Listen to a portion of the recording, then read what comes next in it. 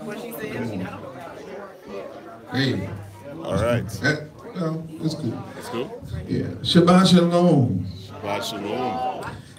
It's good to be here on today, and good to have this Shabbat and to have this fellowship. And let me say to the 12 tribes of Israel that have been scattered according to the Holy Manuscript to the four corners of the world, we also want to say to you, Shabbat Shalom. And to all of the companions of the children of Israel, those that according to the scripture will be joined to Israel, those according to the scriptures will be grafted in to the tree and adopted into the family by faith in Yah and by accepting of the truth. We also want to say to you, Shabbat Shalom. Once again, you Hebrews, we have had a fantastic time. When we talk about Passover and how magnificent it was, words really cannot, I mean, I know that's a cliche, but it's true. Words can't describe how wonderful of a time we had this year keeping Pesach. And right now we are in the midst of the counting of the Omer, and we are leading to our next. We are in the headed toward our next feast, which is the what people call the Feast of Weeks, or Shavuot. And that is a very beautiful time where we are reminded that we are to be under the laws, statutes, and commandments, precepts of the Most High. It's also a time where we remember how much He loves us by Him marrying us. And we see His laws as His contract with us. So we don't see Yah's laws as something negative. We see His laws as the greatest expression of His grace toward us. That He would bind us by such a beautiful covenant and by such beautiful laws and by the teaching of the Torah, which is life, which is health, which is prosperity, which is success. So hallelujah.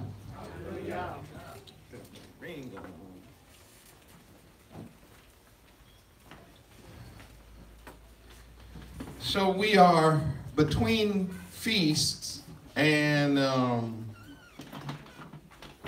during this time, I believe we ought to continue our purging, our focus.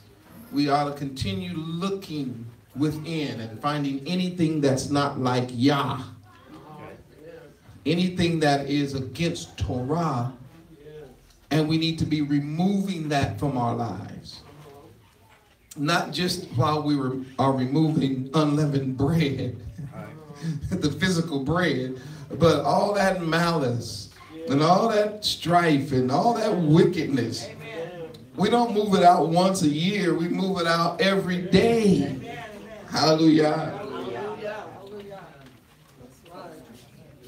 So Zion, let us be mindful of that.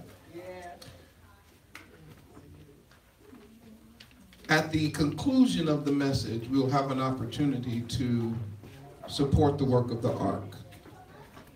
And if you'd like to do that and you are watching us on live on this Ark TV, you can go to the website at awakeningremnant.com and you can support the work we're doing. Those of you that are in the room, we're going to be supporting the work toward the end of this message on this Shabbat. I found something here in one of Paul's letters. Paul had two names. He went by Paul, and his Hebrew name was Shaul. And so oftentimes you'll hear me saying Rabbi Shaul or Moreh Shaul. I'm talking about the person commonly known as Apostle Paul. And while people constantly try to hate on Paul for one reason or another, having studied him for several years, and especially after being awakened to the Hebrew truth, I discovered something, and that is Paul, Rabbi Shaul or Moreh Shaul, is so deep and so thorough and so careful in his teaching that really people who don't know Torah really should leave his writings alone. Because if you don't know Torah and you're ignorant of the Torah and you try to read Paul, you're going to twist what he says. There's no way you can't do that if you don't know Torah. As a matter of fact, Kepha in 2 Peter chapter 3, toward the end, tells you that Paul, our beloved brother Paul, is teaching the exact same thing we're teaching. He literally says that Paul and us, we teaching the same thing. The only difference is the way he teaches it. He's so deep. His knowledge is so much greater than everybody's. His word selection, his choice of examples. If you don't understand Torah, you will twist what he says like you will twist other verses of the Bible, and it will be to your own destruction, not his. Yeah.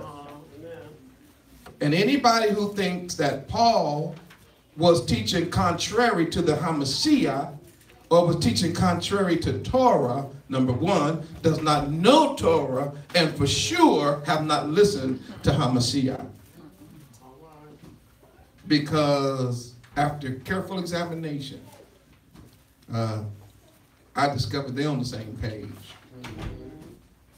And so I have no problem when I stand before you in this room, or I stand before the whole world through this ARC TV, that we get the message out. I have no problem from our brother Paul, just like I have no problem preaching from the letters of Kepha or Yohanan or Jacob, James. Y'all get it? I believe the whole book.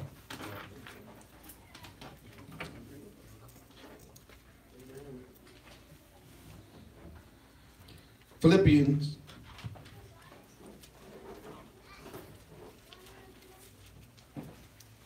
chapter 3.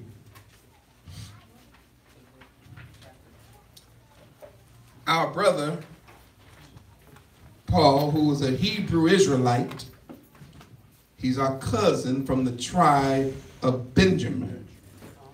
Benjamin chose, in antiquity, Benjamin chose to hang out with Judah in the southern tribes, in the southern nation, southernmost part of Israel. And Shaul is from that tribe. He had, and I'm going to let him speak for himself in a moment, but he's writing this letter from jail, from prison. He's not writing this letter from a cathedral. He's not writing this letter from a palace. He's not writing this letter from his vacation home in the islands. He's writing a letter, this letter, from prison. He's writing this letter having been falsely accused of misrepresenting Torah to Israel. Did y'all hear me say falsely accused? You know, I can handle the consequences to my actions if it was truly my actions. But what is hard to handle is being in trouble for something I didn't do. I really wish y'all was with me on this Shabbat. To be falsely accused of something strikes a chord with most of us, especially those of us of Hebrew descent. It make you want to fight. Now wait a minute. All the bad things we did. Yeah, man, you right. You right. You pick one thing we didn't do though, and try to put it on us. We got problems. That's just who we are. He's writing from jail. I really don't like starting books off in the middle, so I'm going to trust Zion that you read the whole letter. This letter was written to be read from beginning to the end. I'm going to show you something.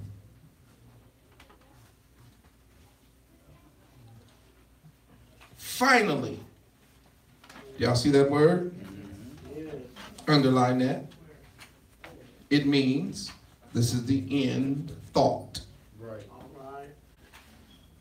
He has been laying down a whole lot of stuff in chapter 1 and in chapter 2 that we aren't even looking at right now. But when he gets to this particular part, he says, finally, watch this now, Zion, roll with me, my brethren. I'm about to shut this thing down. That's what he's saying. I'm about to close my letter, but I have to let you see something before I shut the letter down. Now, where's he writing from, Zion? Prison. He's in prison. And he's writing to people, Hebrews primarily, who are free. And him being in prison is telling them, finally, my brethren, what does he say? Rejoice. Rejoice. Wait a minute.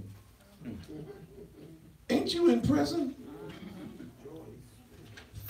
for something that you really didn't do?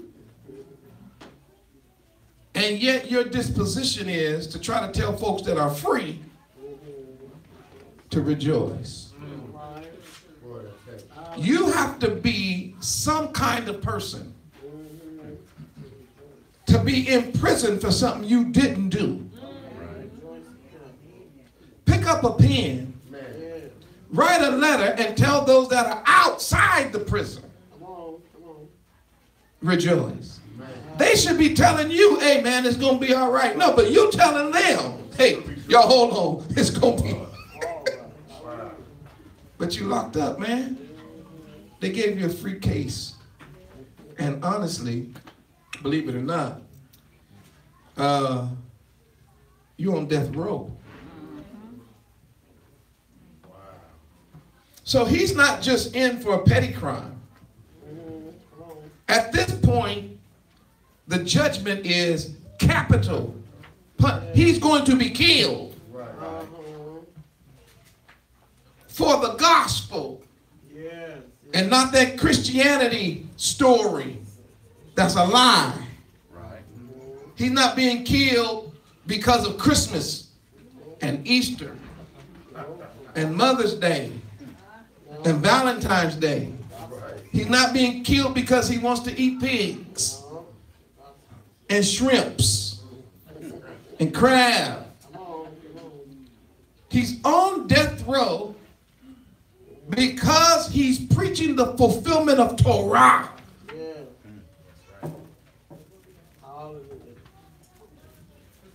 And he knows that his time is short.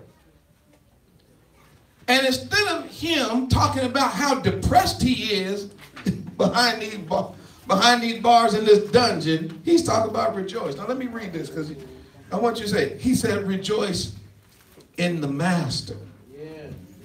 Rejoice in Yahuwah. Very powerful. It literally means, of course, in English, you have this interesting word, rejoice, which means to return. And, of course, joy means joy. So when something has happened and you get really down in the dumps, you call that being sad or, being depressed. But then you are told to rejoice. It means to return to your source of joy. And he says, no matter what you're going through in life, even if you're in a situation like mine, which y'all are not, you guys are free. I'm locked up. But I'm telling you to return to your source of joy, which is Torah, which is the Hamashiach, which is your master. To write the same things to you, to me, indeed, is not grievous, but for you, it is safe. Verse 2, beware of dogs. When he locked up, he said, beware of dogs. Well, I know what's roaming around out there. I know there are dogs that are roaming even in your communities. Watch out for them. Beware of, come on, roll with me. Beware of evil workers. That means anybody who's acting and working evil, watch out for them. Beware of them. They're there. Just because you're walking as a Hebrew don't mean you're not going to be around dogs and evil workers. Beware of the concision. And that is short for beware of those of the circumcision. But he used the word concision because the idea is beware of those who are always trying to boast about the things that they have personally done outwardly. He always had an argument with those who wanted to boast on the outward circumcision when there was no inward circumcision of the heart. The outward circumcision was to get the inward circumcision to become a reality. What's the point of having outer circumcision in your heart? It's still uncircumcised. I better say this because some Hebrews think they automatically gonna punch their ticket in the kingdom just because they've been under the knife at 8 days old. If y'all don't start keeping these laws, statutes, and commandments and having a tender heart toward the Most High, which we learn is the tender mind toward the Most High, you're gonna bust hell wide open with everybody else. Korah and Dathan, them, they was circumcised.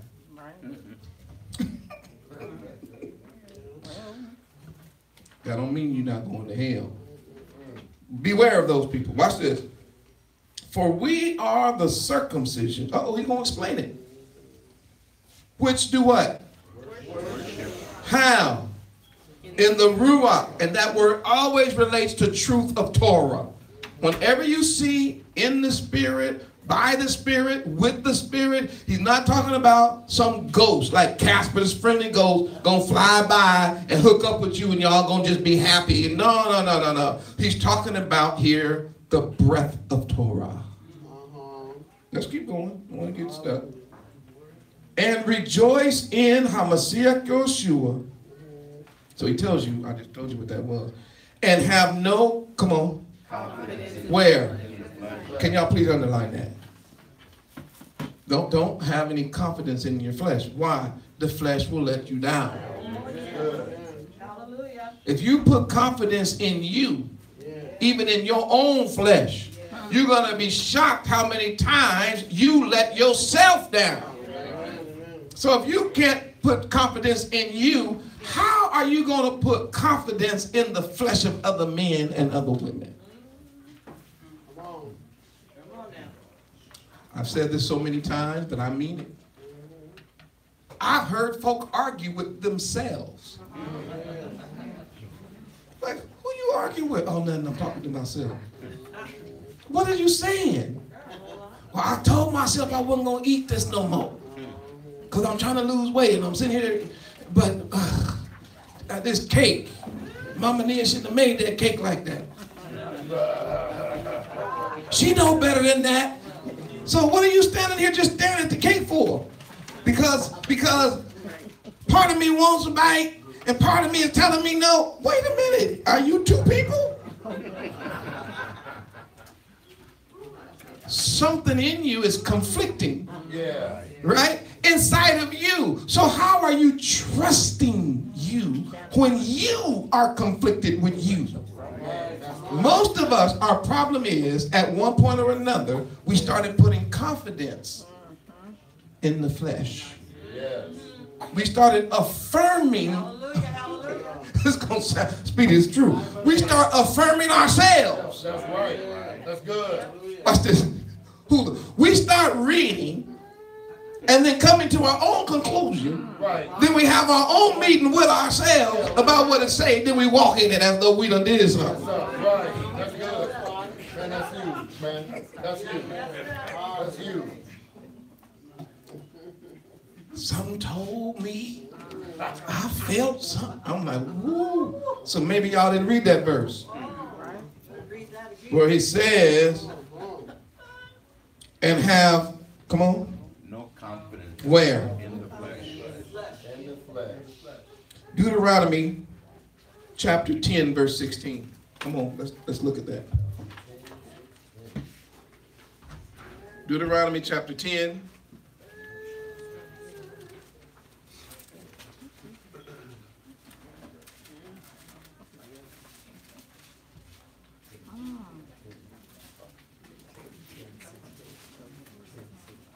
What does it say? Circumcise therefore the foreskin of your heart. Of your what? Heart. And Be no more stiff-necked. that means stiff-necked means that you are trying to be strong in you. I'm like my way. I'm doing things my. That means no one can turn you one way or another. So, just in that verse, can you see that Rabbi Shaul knew Torah? That he's not just talking when he talks about circumcision, but that he knows Torah. And he knows how to apply it right. All right, let's keep going because I got a long ways to go after this. Though I might, talking about himself, have confidence in the flesh. Well, wait a minute, huh? If any other man thinketh that he has whereof he might trust in the flesh, I more. Wait, what do you mean? He was like, I need to talk to y'all about something. Some of y'all are getting convinced and convicted about stuff. You're starting to feel good about yourself. Starting to trust yourself. Starting to believe in yourself. Starting to just look inside yourself as though yourself is all that, right? And he says, if anybody could do that and halfway be justified, he said, I could do it more than you.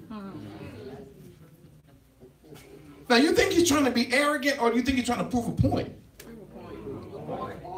Let's see what point he's proving, Zion. Verse 5. Circumcised.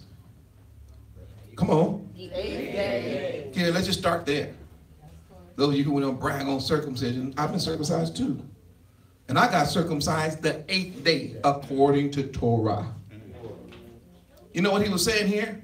My daddy and my mama kept Torah. Right. Man, that's you. Talking about confidence in the flesh. What was your mama and daddy doing? Man, I started off as a baby in a house where we kept Torah.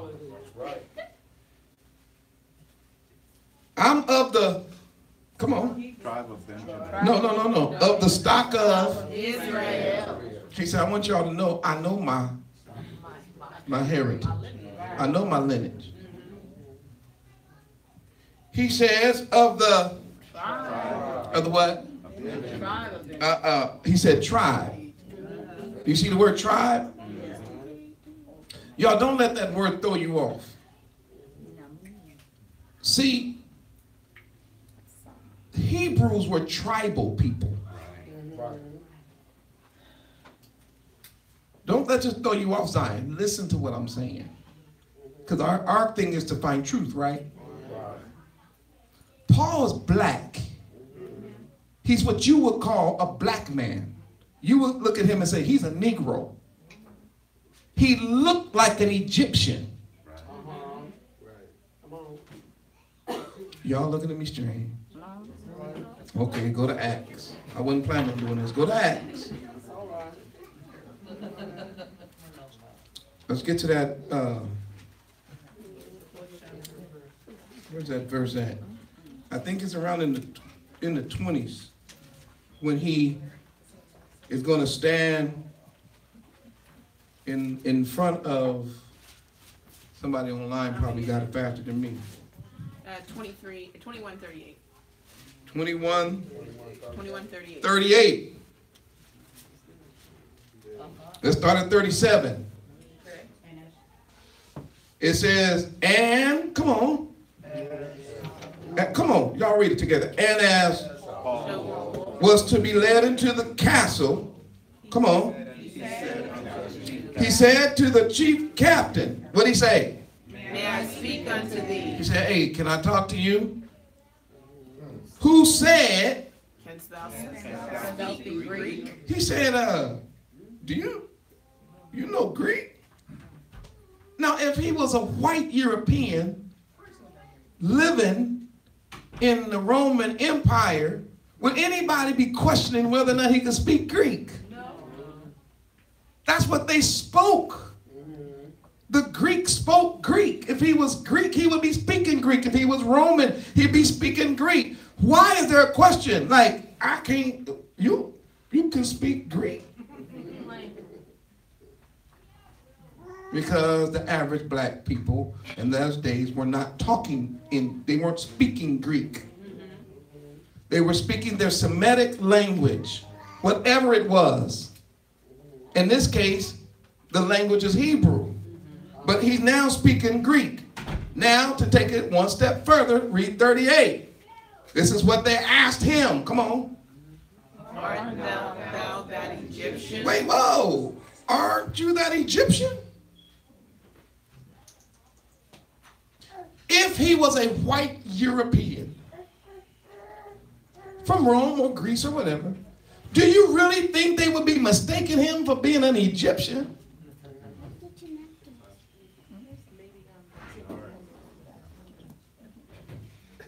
Zion, as we begin to walk in the truth, we need to see how culture, Hebrew culture, Greek culture, differed one from another. It's important because y'all's people have always been, there it is. I need more than one person to say that. Y'all's people have been what after Hebrew Israelites? Set apart. Set apart.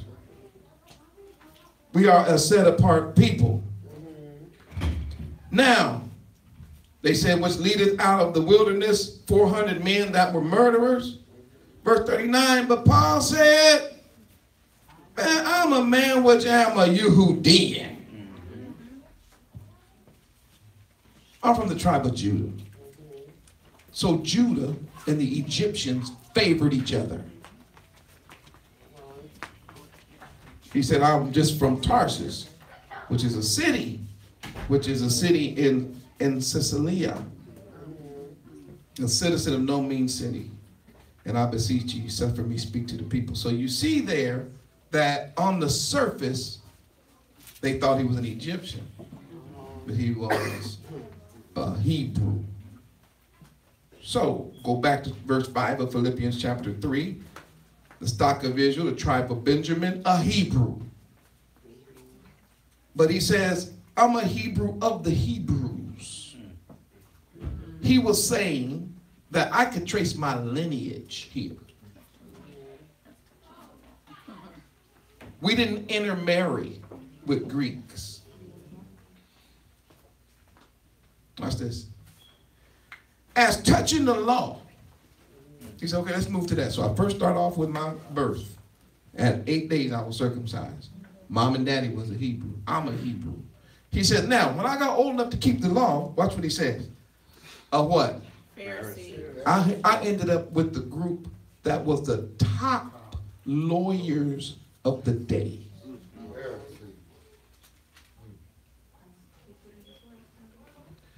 I sat on what would be equivalent to Israeli Supreme Court. I was a Supreme Court justice.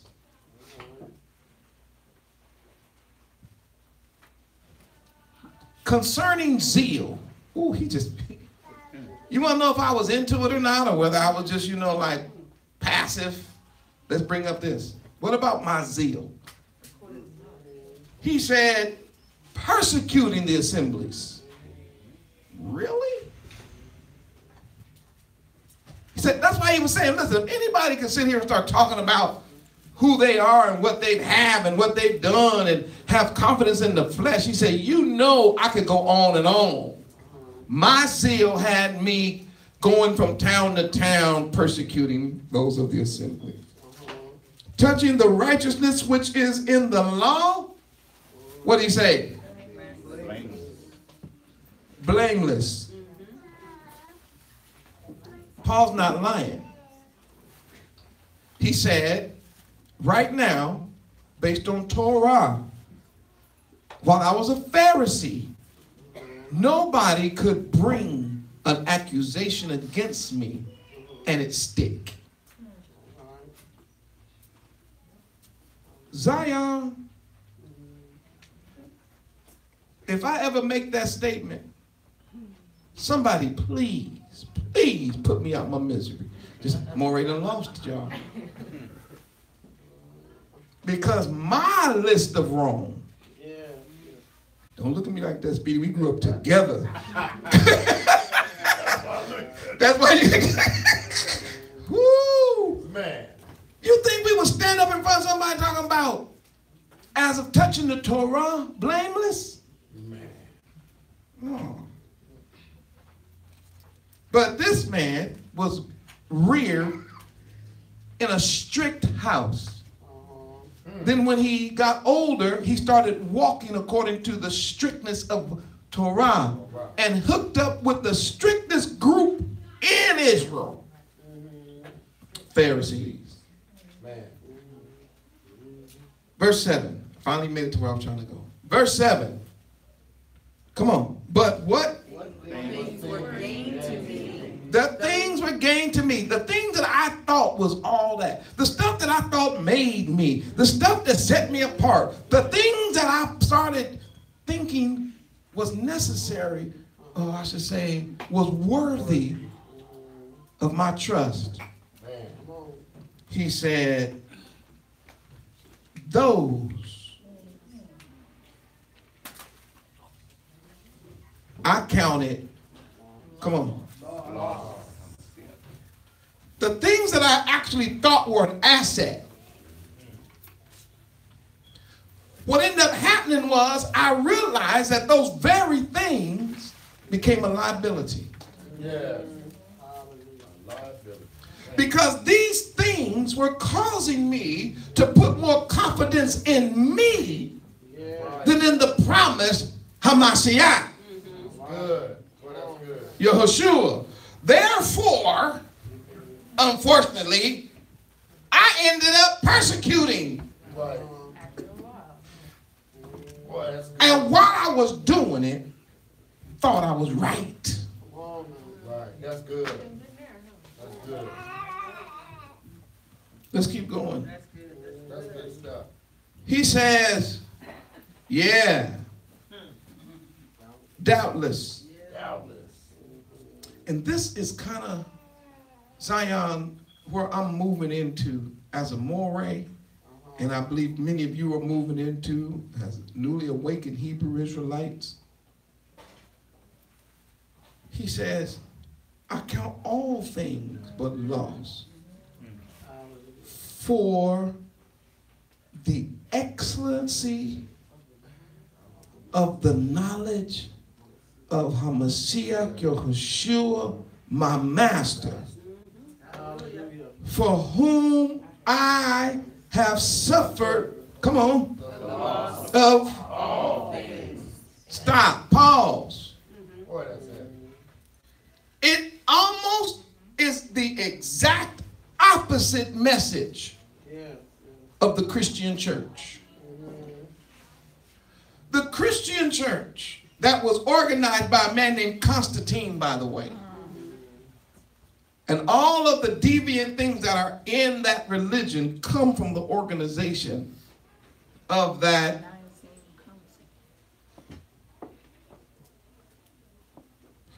perverted association between pagan and Torah.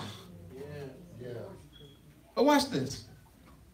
The message is, if you give your life to who they call Christ, you're going to be wealthy. Your faith is going to have you rich. All you got to do is believe and you shall receive.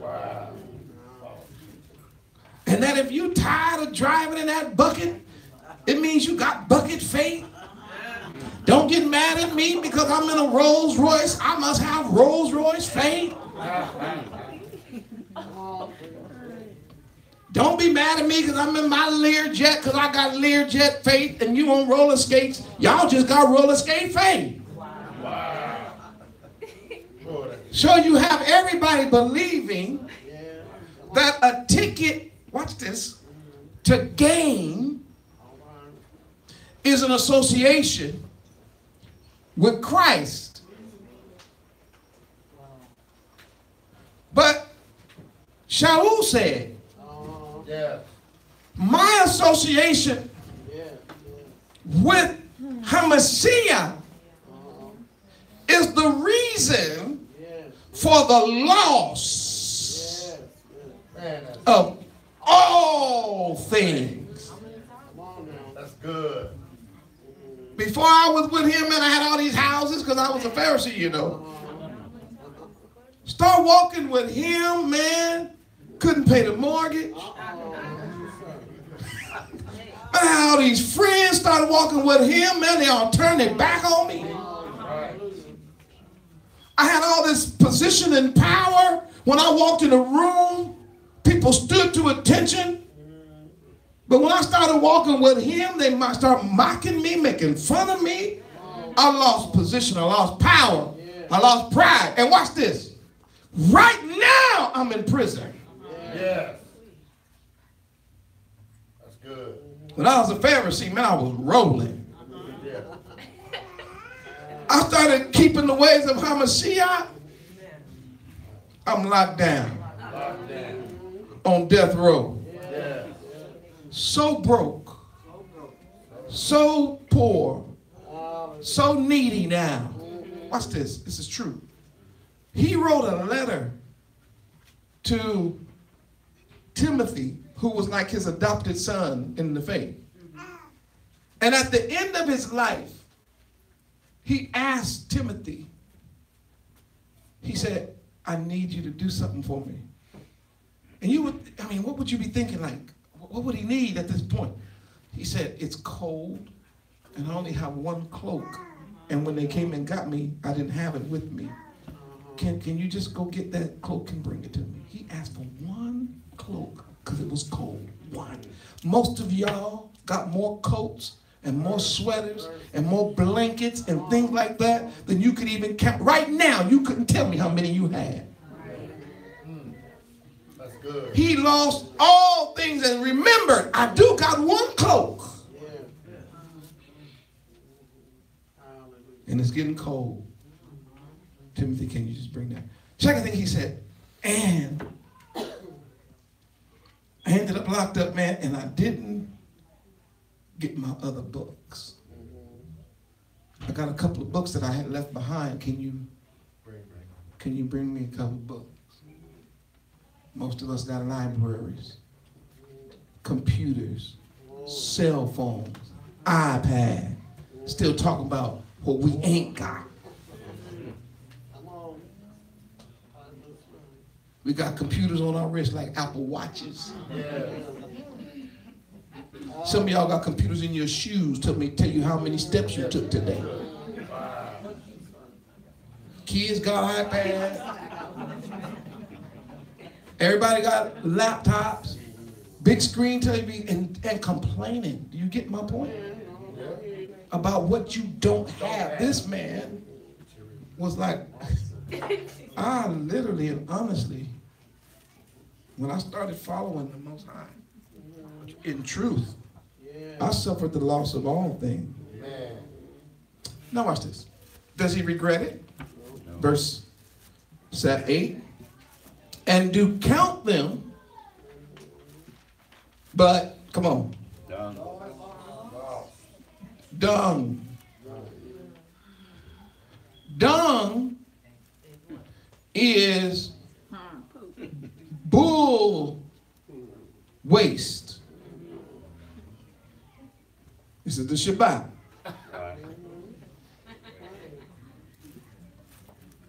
It's what comes out the rear end of the bull. But I want you to understand something here. What he's saying. He's not trying to be vulgar. What he's saying is, I'm not saying that those things were nothing. What I am saying is, the way I look at it now, that was like the waste product. And the only thing good for that was to maybe help fertilize what Yah has given me now. Yes.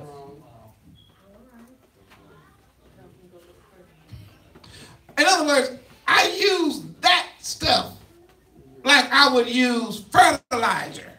Yeah. It's just there now. Because to me now, I have, write this down, I've transcended. Right. And Zion, that's what you and I are going to have to do. He's going to tell us how he did it, and I'm going to be done. He's going to tell us how he did it. But eventually, we are going to have to learn how to loosen our grip. Yes, right. I want to say on bull. Right. That's good. That's good. Jamie, you know where I'm going with that, right? Sooner or later, we got to let go of the bull. Right. Right. That's good. We got to start looking at this and going, you know what? I'm spending all this time on this, and this ain't nothing but bull. Oh, that's it. That's it.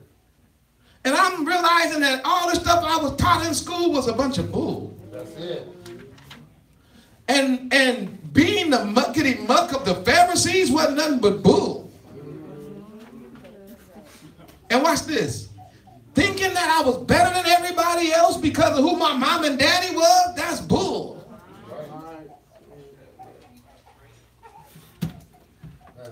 Y'all quiet in here? That's you. Some of y'all so nervous I'm going to actually slip because you know if this was not the Shabbat. Come on now. Come on with it. It would go out worldwide. But Carol is here. My sister is in the back.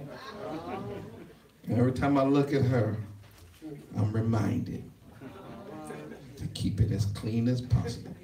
But that's not my word. That's Paul's words. He said, dumb, that I might, talk back, When? Hamashiach. He was like, I'm going to suffer this so I can receive this.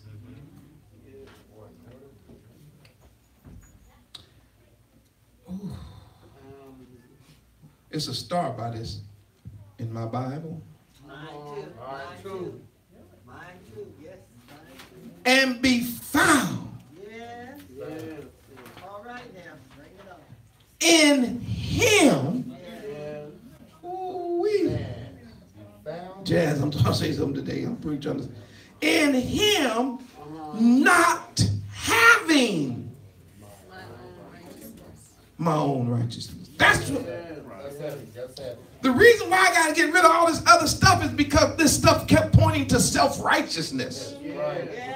When I met the Messiah for myself, I realized, oh, he's right and I'm full of bull.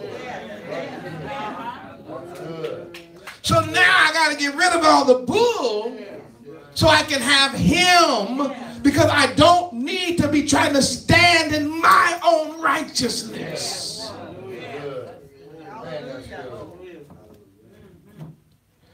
Which is of the law. Now watch this, y'all. As you study Rabbi Shaul, you're going to realize that Rabbi Shaul speaks everything in context.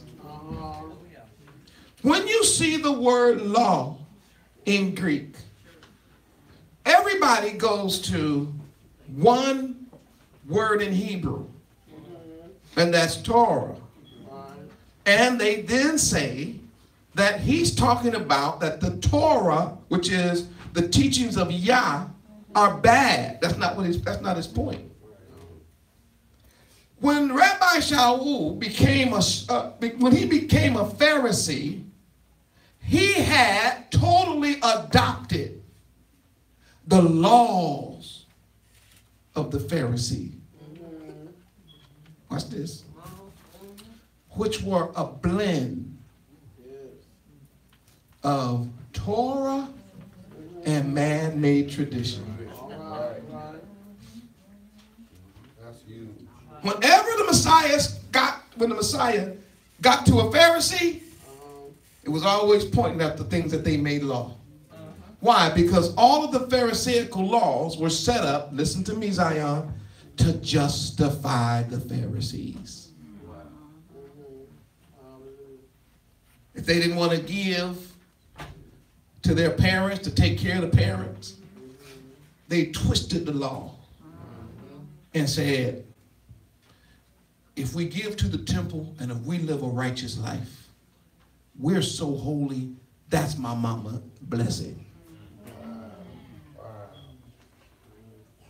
And when the Messiah got here, he was like, wait. So you're trying to say that whatever you do is a gift to your mom and daddy? To try to get out of supporting and taking care of your mom and daddy?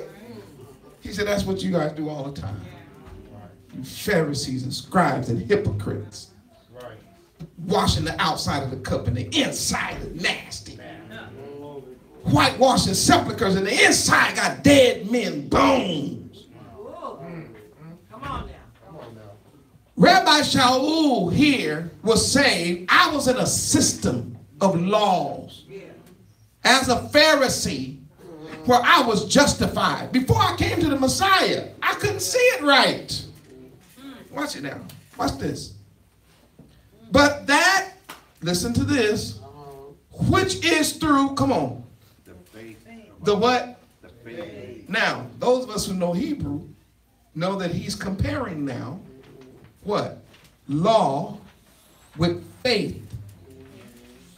Hebraically speaking, law and faith should go together. Because faith, emunah, comes from the root word. That's my brother Smitty. Man, I was just finna hunt you down. We were talking about you just yesterday. Hool and I. Man, good to see you. Look like you've been out in the sun.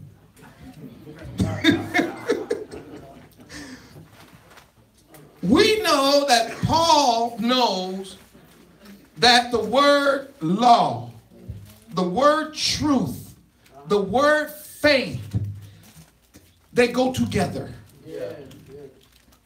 Faith is not abstract to the Hebrew. Faith is solid. It's concrete. Faith is a word that means to tie or to fasten something to that which is true. So the word truth, emet, represents Torah. Messiah says, sanctify them by thy word is truth. Truth is Torah. Truth is the word of Yah. Faith then is when you are fastened to Torah, which is unmovable. Torah is solid. Torah is like earth. It's like the earth, unmovable. It stands sure, right? Firm. Therefore, if you take a valve or a nail or a tent peg You don't tie a tent peg to something that's flipping around and flopping, right?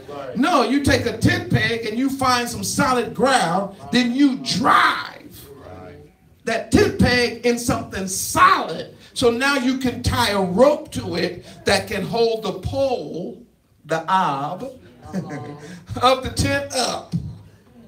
That then allows a person to be able to enter in the tent and find safety, which is our Hebrew word for grace, hin. So when he says faith here, he's not talking about some kind of abstract belief. No. He said, what I should have been doing all the time, he said, I should have been nailed to or fastened to Hamashiach.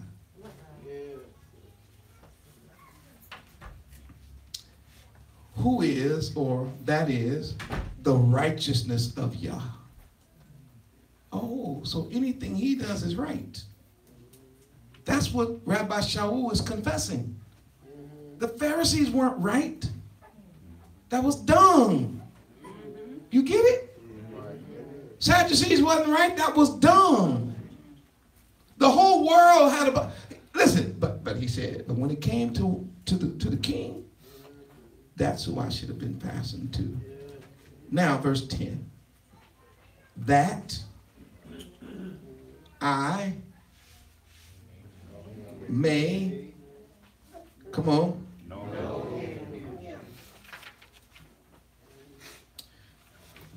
Paul, you're throwing me off a little because I've been watching your life, and ever since you met him on the road, you have been dedicated to getting this message out, teaching and preaching and healing and doing everything. Now you're at the end of your life in prison talking about you want to know him? Haven't you been knowing him? Yeah, it's different. For any true follower of Yah, the more you know, the more you realize how much you really don't know. See, only people who don't know nothing think they know everything. Yeah, that's good. That's good. Wow. That needs to be a t-shirt.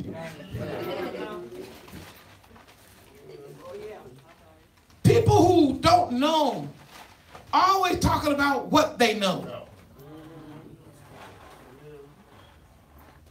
I don't want a sidebar here, but that's one of the downfalls of the Hebrew Israelites. We get woke up yesterday to the truth, and now we think we know everything. And oh, don't add no left-hander, no smoking weed. That's going, oh my goodness gracious.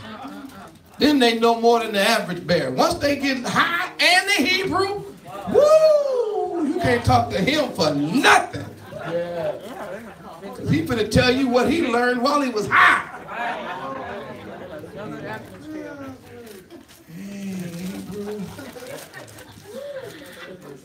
Hey, Negroes be smoking weed. Be like, man, I think Joseph is the daddy.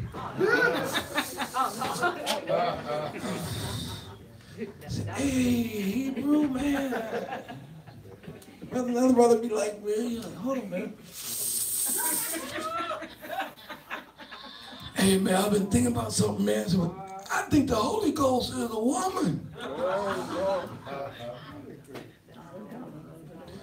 And you end up like with all this weird teaching. Right, right.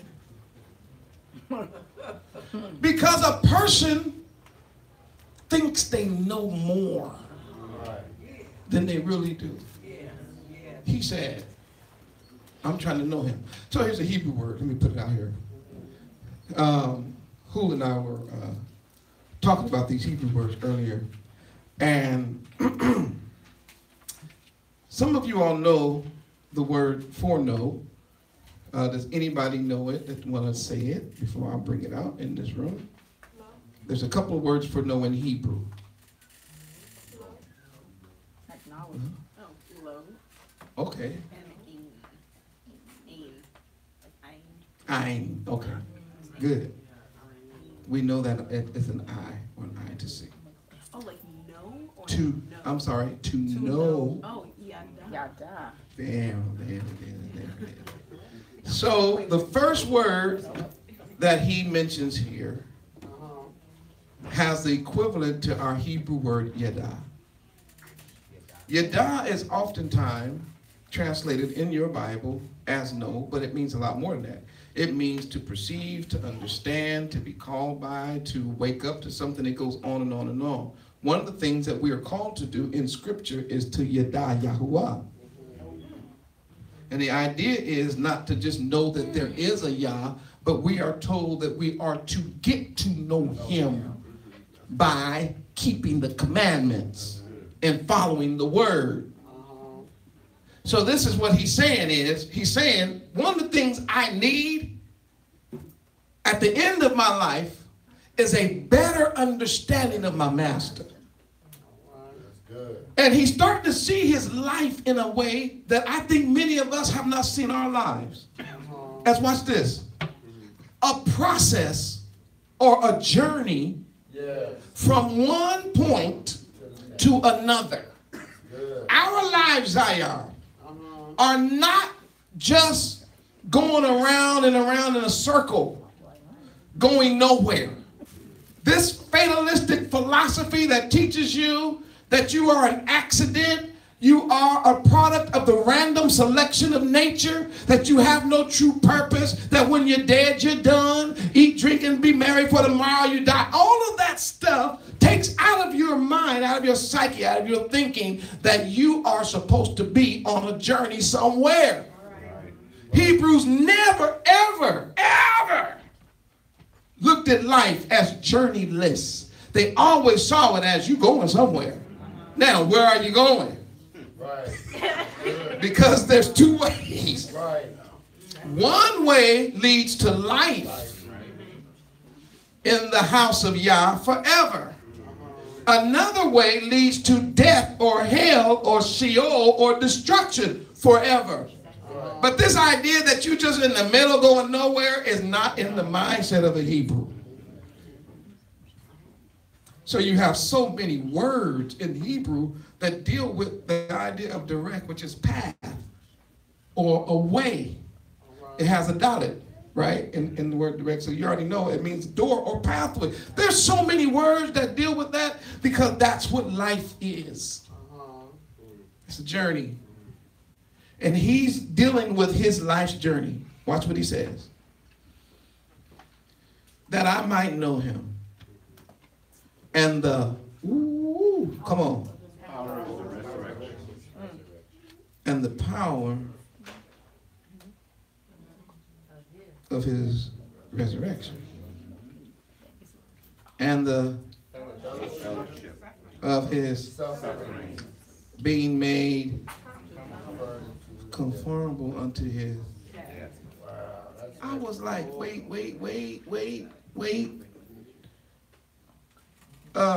Shaul, you starting to trip me out a little bit because it seems to me you're moving a little morbid. You start to talk about death. And I thought this was a happy, clappy message about life. He's like, oh, let me help you see something. Everybody wants to know him in the blessing of sunshine and rain. But very few people want to understand him concerning pain and suffering. Watch this. And how he got through it. And how he dealt with it. And how he handled it. Everybody wants to experience the prosperity side so that they can know him in prosperity.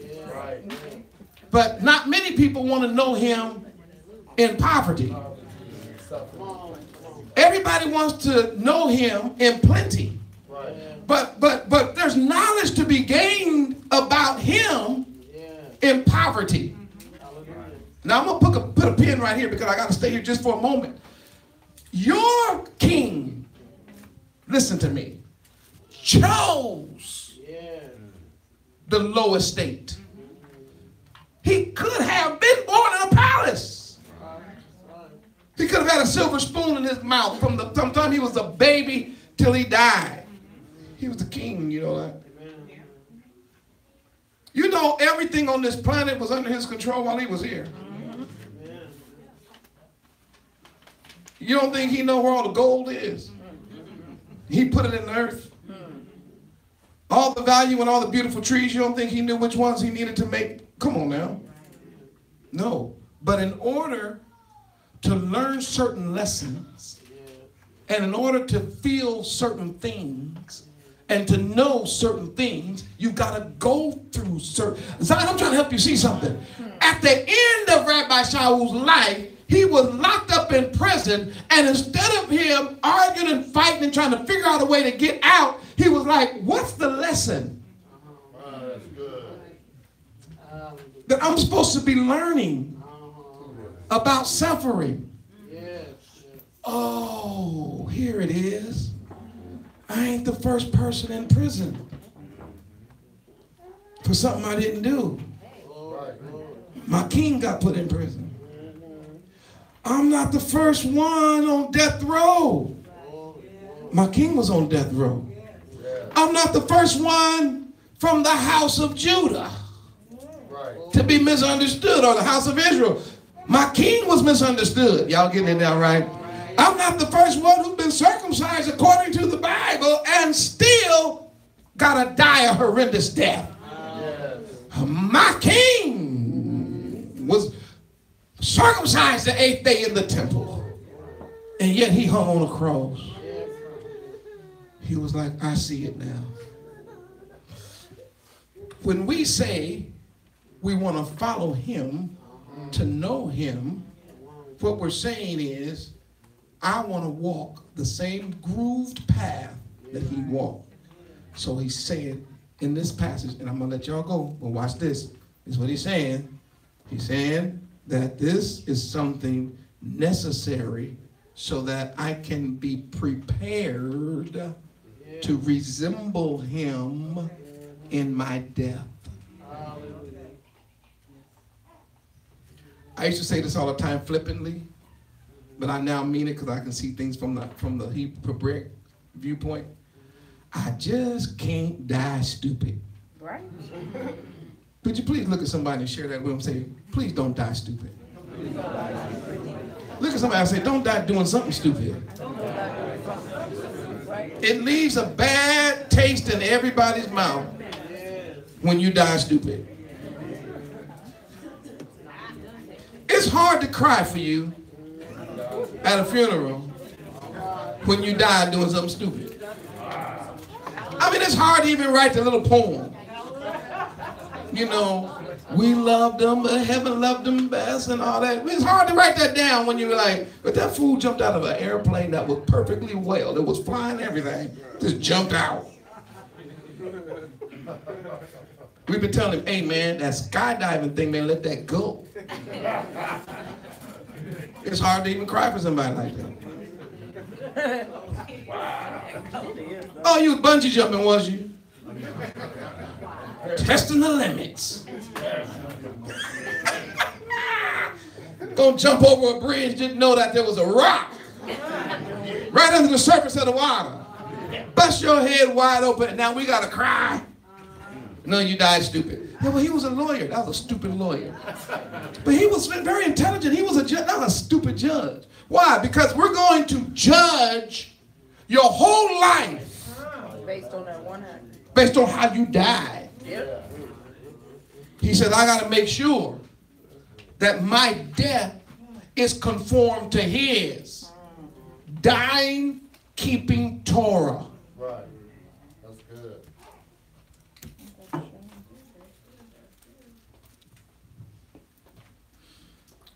Whew. If by any means I might, come on, To the what? Resurrection of the dead. I don't have time to deal with that verse. That's way too deep. You know what he's saying here, though? He hadn't made it to that point yet, which means he's still on a journey, right? And how do I know that? Because verse 12 is going to make it even more plain. Not as though, come on. Wait a minute. What's all this information going out worldwide that we already in? He said, I ain't there yet. I ain't attained it. I'm reaching for it. He said, not as though I've already attained. Either were, I need y'all to help me on this one. Already. Rabbi Shaul was doing something, Zion, that you and I better learn how to do. He's being what we call today transparent. He's being what we call today transparent. He's confessing something. He said, I don't know it all. And I ain't perfect. Rabbi Shaul, you smarter than everybody on the planet. Yeah, that's not the point. I still don't know it all. And I'm not perfect. Yeah, but we read your books and we follow you. I get that. I'm writing a letter to you right now from prison. But I want you to know something about me. I don't know it all. And I'm not perfect. Just Zion all over the world, you Hebrews watching me, thousands of people all over the world. Let's exercise that real quick. Let's see how that feels.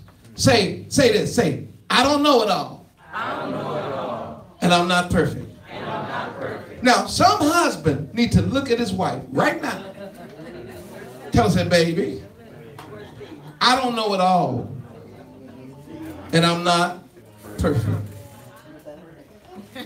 See, that's hard for men to do. Because we want to think we do know it all and we're perfect. No, I don't know it all. I'm not perfect. Now, women, look at your man. Because sometimes you act like you know it all and you perfect. So women, repeat after me. Tell your man, don't look at me. Tell your man, say, I don't know it all. I don't know it all. And I'm not perfect. And I'm not perfect.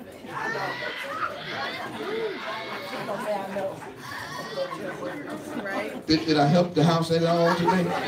Thank you, man. I'm just trying to do my part. I'm trying to do my part. You know how much better we would be as a people if we took a lesson from Rabbi Shaul's transparency. Here is, right at this time, a man hand chosen by Yah, confessing on his death, on death row. I ain't made it yet. He says, I haven't yet obtained. 2 words there. Yada, knowledge. To obtain experiential knowledge. Tamen. Mental knowledge has to deal with the use of the mind in order to fully understand something. I found this out not too long ago, Smitty, that naturally our minds are lazy. They don't want to work. So we have to make our minds work. We have to stretch our mind. We have to educate our mind. We've got to keep forcing our mind to advance in knowledge because the natural tendency is to get stuck. Can you believe that the rabbi, that Shaul in prison, is literally saying, I'm at a point now where I'm still pushing my mind to know him better and better, more knowledge, more understanding. That's why I need the books. I'm going to read them again, and I'm going to read them again. And amen, but you might not ever get out. That's not the point. Whether I get out or not, I know that I need to know him through a mental exercise of learning. Faster now. Let me go faster. Number 2. He says that I might know him means I want to understand him even more completely. But then the word benah is, y'all know that, experiential knowledge. So he's saying not mentally knowing is important, but also experiencing him to the end.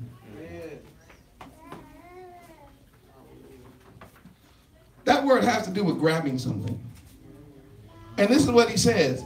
As close as I've been to the Messiah, I still haven't grabbed it. I don't have it completely. So what was he trying to attain? He said, well, okay, I'm not perfect. And he says, but the Messiah has taken a hold of me, but I'm trying to obtain. Now, you ain't going to believe this word. In the English, it says perfect, right? But in Hebrew, he says shalom. He's like, I'm still reaching and trying to get that perfect shalom. Not that I have already been made perfect. Not that I have achieved it. He says, but I can see myself now coming to a point where true shalom is about to happen, and I'm going to experience it. Now, the idea is this. What we need, and I want you to all catch this. What we need, Zion, is two things. We need perfect knowledge and perfect experience. Knowledge and experience, Zion, go together. You can't have knowledge with no experience, and you cannot live off of experience with no knowledge. That's right. And I don't know which one is the most dangerous, because both Hebrews scare me. A person who know everything ain't never been through nothing. Right. They'll tell you how to raise your kids in a minute. Ain't never raised a child. Ain't never had a chicken. Ain't never raised a dog. No experience at all. That's good. And then you got the people with experience but don't know anything. This is how they operate. I felt something when I did such and such.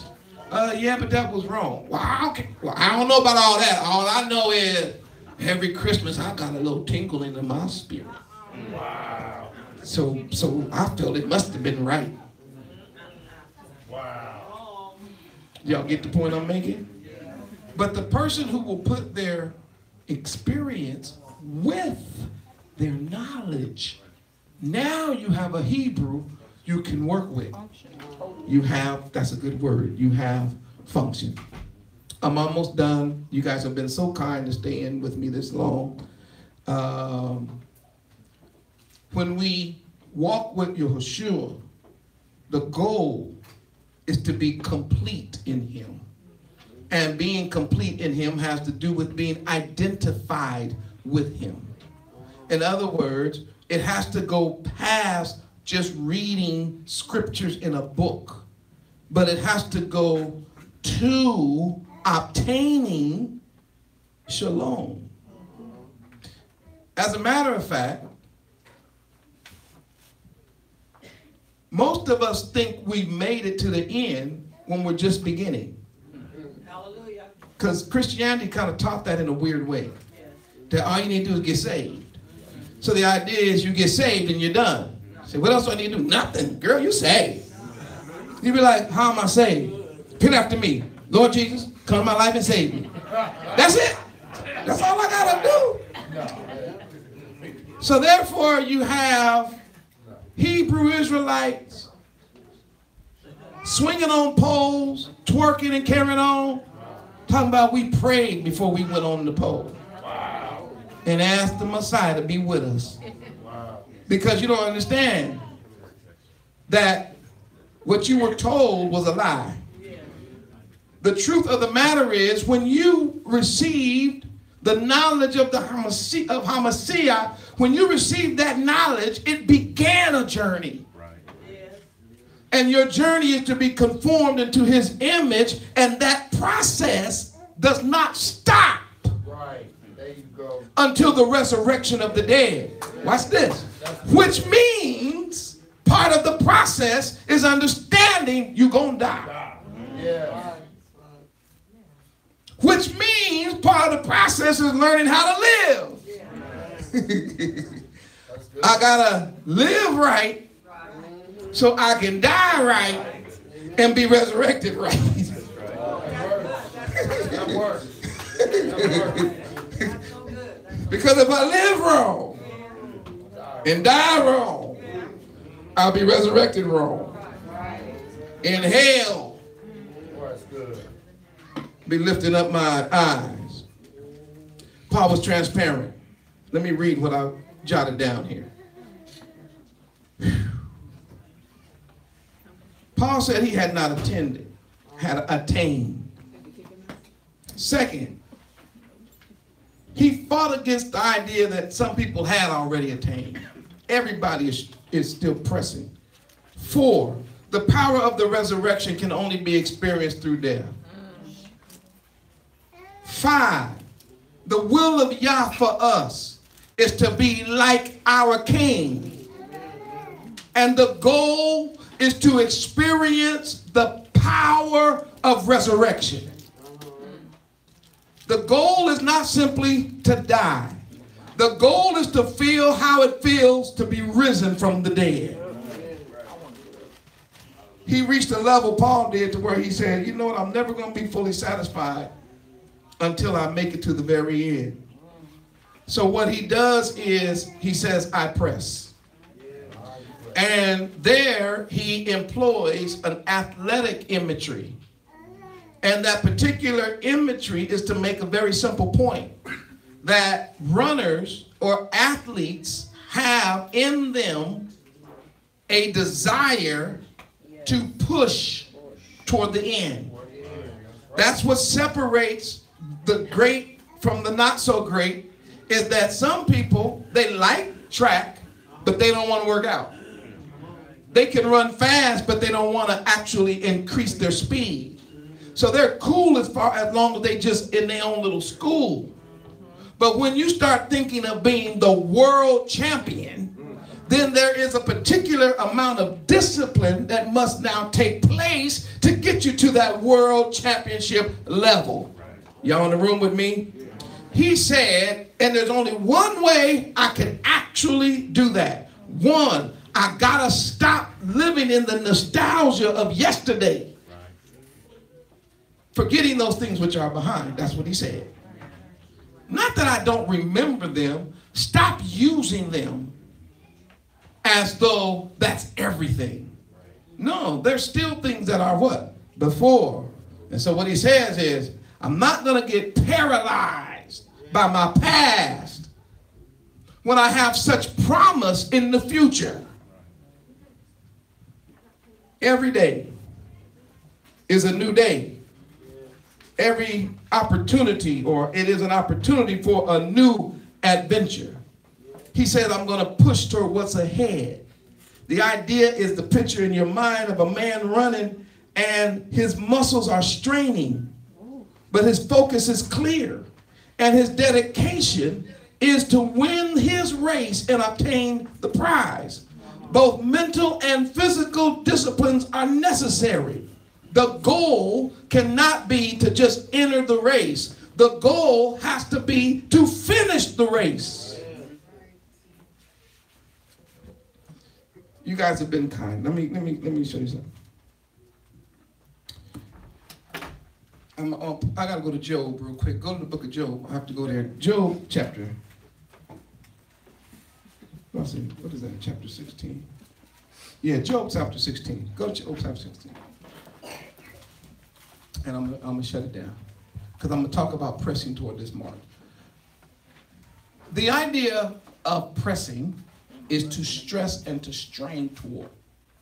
It's literally to reach for with everything that you have.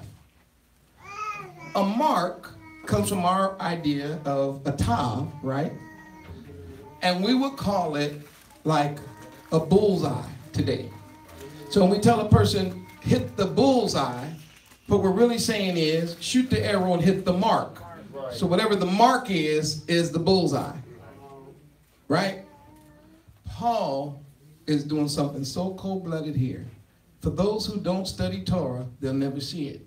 But for you, Zion, I'm going to show you the reference Paul is using here concerning his pressing toward the mark. Go to Job chapter 16. Be kind and patient with your Moreh as we go through this, because you got to see this. Here, Job is dealing with the terrible comfort that his so-called friends is trying to bring him. He is at his lowest point here in this text. And it's finally at a point where they have accused him and have accused him and have accused him. You are in the situation you're in because of you. Yes. And he keeps saying, no, I'm not. No, I'm not. No, I'm not. I know I ain't perfect, but I know that this ain't happening because of something I did. So for 14 or 15 chapters, they've been blasting him. When you get to chapter 16, is the first time Job is actually addressing them. Right. As miserable comforters as they are. Now, he's mentioned it before, but here he's going to show you. And believe it or not, this is the background for what Paul is saying in Philippians chapter 3. Then Job answered and said, I have heard many such things. Miserable comforters are ye. You know who the miserable comforter? The ones that say, the reason why you is because that's the guy that comes sit by you when you're sick. Instead of just bringing you something to help you feel better. Well, you know the reason why you got sick was. You're a miserable comforter. You could have stayed home. This man is in prison for something he didn't do. People coming by to visit him shouldn't say, well, you know, Paul, the real reason you're in prison is because. You get it? Job is now have lost. Didn't Paul say I lost everything? Job is in that same situation. So the parallel that he's using here is Job. Don't miss that. Shall vain words have an end? Or what emboldeneth thee that thou answerest? I also should speak as you do. If your soul were in my soul's stead, I could heap up words against you and shake my head at you. You know, I mean, ain't no big deal what you're doing to me. That's why I know they're Hebrews. And let me tell you something. But I would strengthen you with my mouth, and the movement of my lips would assuage your grief. He said, man, I would try to help you. Man, you're trying to make things worse on me. Come on, let's watch this. Though I speak, my grief is not assuaged. And though I forbear, what am I eased? But now he hath made me weary. Wait, who? Yah. Watch what he says. Thou hast made desolate all my company. He's like, Yah, you sent me the most terrible friends I could have ever had. And thou hast filled me with, come on, talk back, y'all. Which is a witness against me. And my leanness rising up in me beareth witness to my face. He's like, I don't have nothing. And my brokenness and my leanness is before my face. So it's almost like people have a right to treat me the way I'm treated because of how they see or what they're seeing in me right now. I know why people are taking this attitude toward me, because look at me. Full of sores. My breath stink. My wife don't like me no more. And I'm still trying to figure out. I lost all my kids, my wealth, my everything. And my friends around me are worse. Watch this. Verse 9. He, come on, in his wrath, said, he's doing this to me. Who hated me, that word means separated. He gnashes upon me with his teeth. Mine enemy sharpens his eye upon me. They have gaped upon me with their mouth. They have smitten me upon the cheek reproachfully. Starting to resemble somebody, huh? They have gathered themselves together against me. Yah has delivered me to the ungodly and turned me over into the hands of the wicked. Who does that sound like? Your king. Job went through it first. Paul's going through it now. I was at ease. Did he say he was at ease?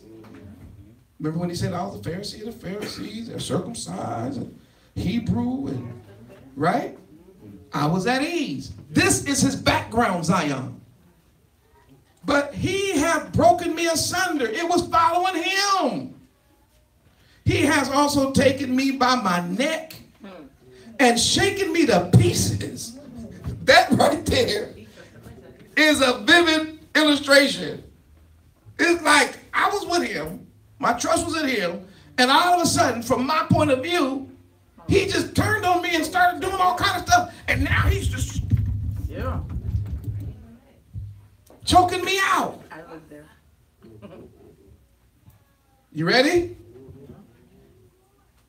And set me up, come on, for his, there it is. I press toward the mark. Rabbi Shaul said, I see what's going on.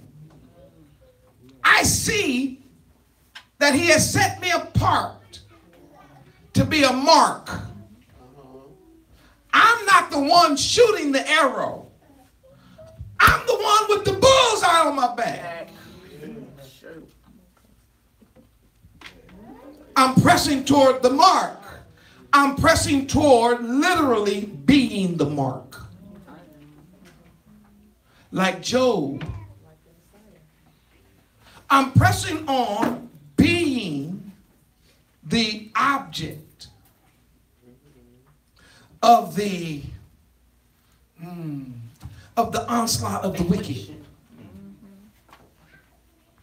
I'm not running from it. I'm realizing that I must have been called out to do something, and I guess this is it. I will be the arrow. I'll be the one that takes the arrow. So in English, you see two things together. It says, I press toward the mark, right? Then it says, for the prize of the high calling of Yah. So this is what he's saying. I'm not only pressing because I am going to be the mark, but I understand that being the mark is a high call. Yeah, that's good. Because he don't call everybody. Right. That's good. To be the mark. And everybody in the land where Job was, he only said, have you considered my servant Job? Paul doesn't see being the mark as a negative. He sees the mark as a high call. Yeah. And what he's saying, Zion, is that I'm not the only mark. Job was a mark. Yes. Can I get a witness? Yes. That's good. I got to shut it down. David was a mark. Jeremiah was a mark. Elijah, remember when that wicked whore queen put her sights, he became the what? I'm going to kill him.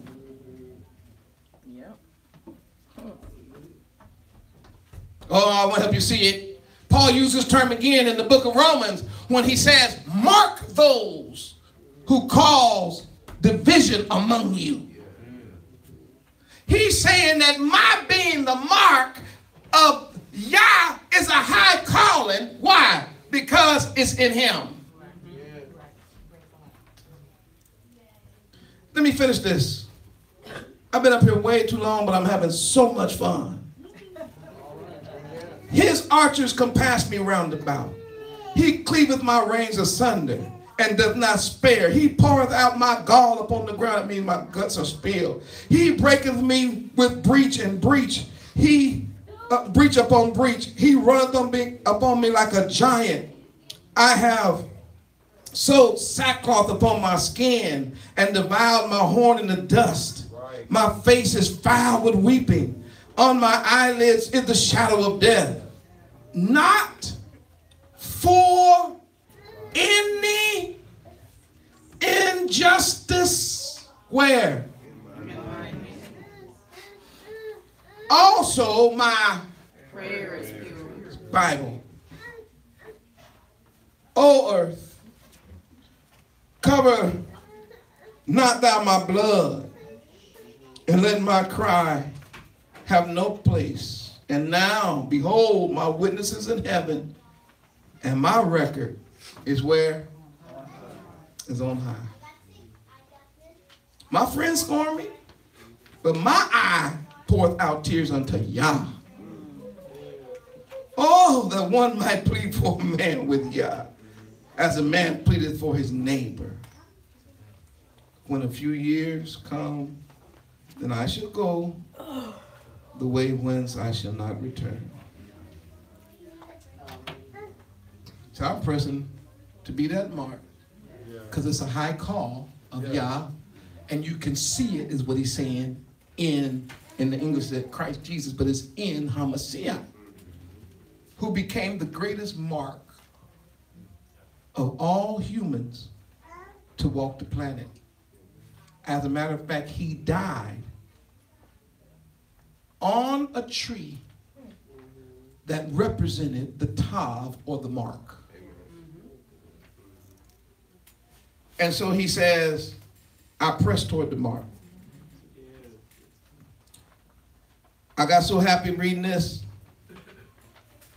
When I heard him say, I press toward the mark, I thought about my old track days. And I understood some basic principles. One, you can't run fast forward thinking about what you just passed. It doesn't work. Another thing is, you cannot complete the race and break all the rules during the race. If I'm racing Yehuda and he's getting close to me and I trip him, right? Guess what? I'm disqualified. You get that? But I'm going to close with this. He's pressing toward being who Yah called him to be. He's trying to apprehend that which has already apprehended him. He's not running to just get knowledge. It's his knowledge that's causing him to run, to get more. Did you get that? He's not pressing to obtain grace. It's his obtaining of grace that's got him running. You get it? He's not running to be called by Yah. He's running because he's been called by Yah. And the calling is not complete until it becomes the heavenly call, which will happen in the judgment. Right. Calls you, go run, take off, right?